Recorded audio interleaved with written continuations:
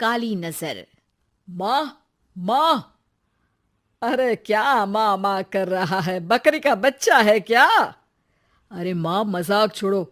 मुझे फाइनली वो मेन चौराहे वाली दुकान मिल गई है। अब देखना, आपका बेटा दुगनी स्पीड से पैसा कमाएगा। उफ़ो, ये क्या? मेरी ऑनलाइन मेकअप क्लास चल रही है। इतनी जोर से क्यों बोल रहे हो आप दोनों? अरे मेरी धर्म पत्नी जी, मेकअप क्लास बाद में करना। वो चौराहे वाली दुकान मिल गई है हमको। अरे वाह! रुको, मैं अपनी माँ को फोन लगाकर बता देती हूँ। अरे मैं भी अपने रिश्तेदारों को बता देती हूँ। कितनी खुशी की बात है। हाँ हाँ, मैं भी अपने दोस्तों को बता देता हूँ।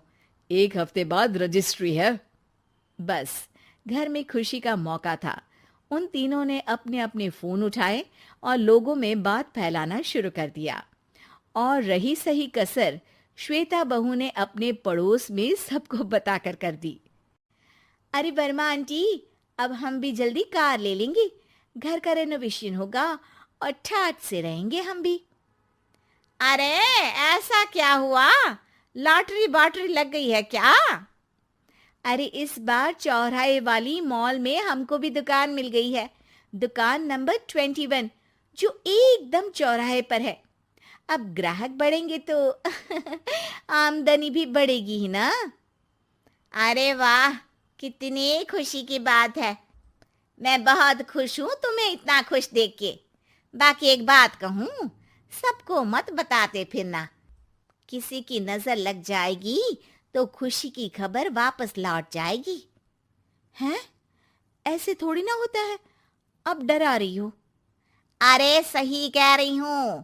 काली नजर कहते हैं इस चीज को, जब आप किसी को कुछ बताओ और वो काम बिगड़ जाए। अरे लेकिन मैं तो। तुमने सबको बता दिया ना? हाँ, फोन लगा लगा के। अब बच के रहना। काली नजर बड़ी खतरनाक होती है। श्वेता इतनी खुश रहती है कि वो वर्मा आंटी की बात पर ध्यान ही नहीं देती, जबकि पड़ोस में और भी लोगों से खुशी की खबर शेयर करती रहती है। अगले दिन राजेश बहुत दुखी होकर घर आता है।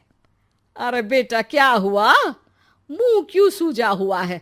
मधुमक्खी ने काट लिया क्या? माँ, वो दुकान किसी और के पास चली गई। किसी ने ज्यादा भाव लगा दिया। अरे पर बात तो आपसे हुई थी ना उस दुकान वाले की।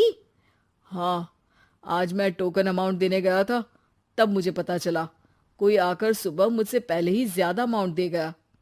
हम्म, काली नजर। क्या? क्या कहा? वर्मा आंटी ने समझाया था कि किसी को बताना मत, वरना काली नजर लग जाएगी। अच्छा, तुम्हें उनकी बात मान लेनी चाहिए थी। उनकी बात मान लेती, लेकिन उसके पहले ही सबको बता चुके थे ना हम तीनों। अरे अगली बार से ध्यान रखेंगे। कोई भी नई चीज होगी तो किसी को नहीं बताएंगे। तीनों कुछ दिन ऐसे ही रहते हैं, पर एक दिन श्वेता को एक मेल आता है। राजेश, मेरा ऑनलाइन मेकअप कोर्स कंप्लीट हो गया। अब मैं खुद का पार्लर खोल सकती हूँ। अरे वाह, अपने मोहल्ले में ही खोलते हैं। ये जो घर के सामने दुकान है ना, वहीं। हाँ, यहाँ सस्ती भी मिल जाएगी। अगले दिन श्वेता वर्मा आंटी के पास जाती है, मिठाई का डब्बा लेकर। अरे आओ आओ, कैसे आना हुआ? जोर से नहीं बोलूंगी। वो सामने वाली दुकान है ना, वहां मैं अपनी पार्लर की दुकान खोलने वाली हूँ। उसकी मिठाई है। अरे वाह, बहुत बधाई हो तुमको। हाँ, मैं कमाने लगूंगी तो राजेश पर पूरे घर का बोझ नहीं रहेगा ना आंटी जी।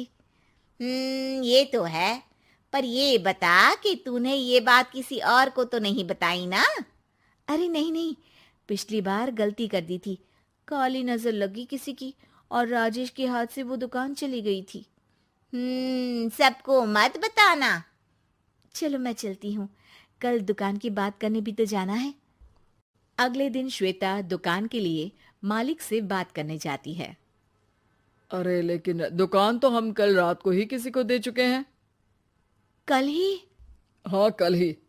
2 दिन बाद कोई यहाँ पार्लर भी खोल लेगा। अब कहीं और दुकान देख लीजिए।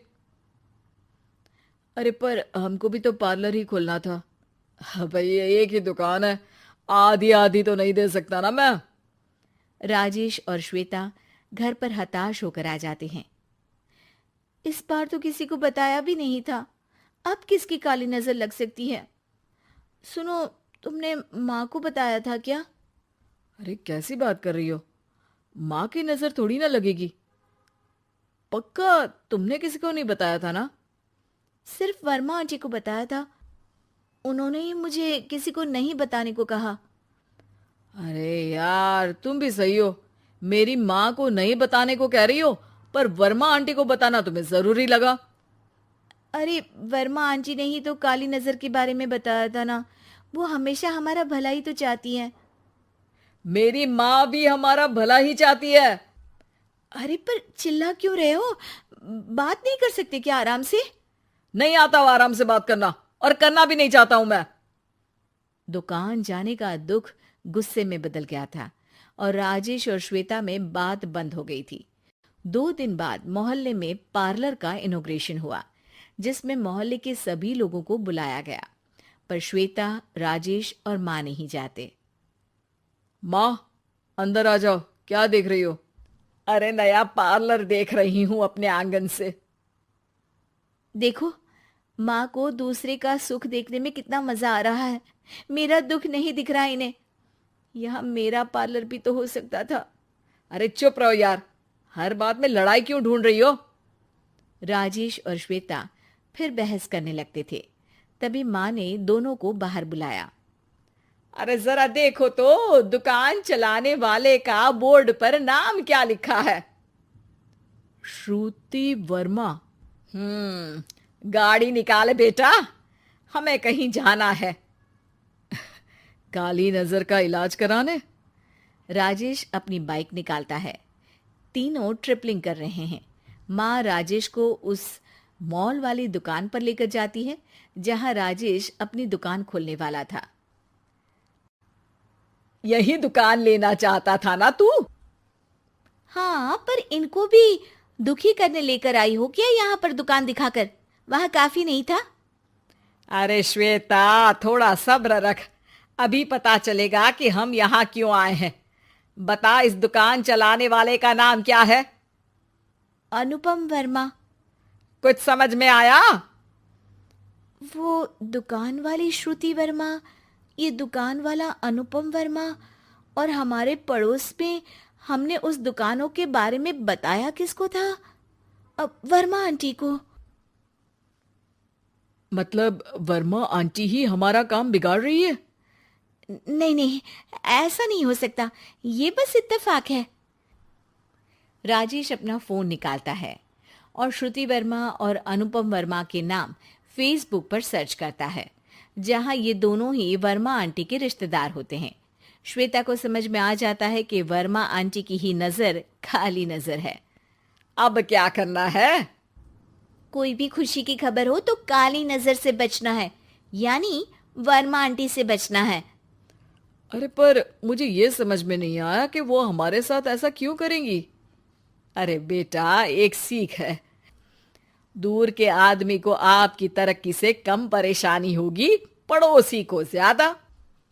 दोनों माँ की बात में हामी भरते हैं और अगला काम चुपचाप करने की कसम खाते हैं, ताकि आगे से वर्मा आंटी कोई काम ना बिगाड़ सके।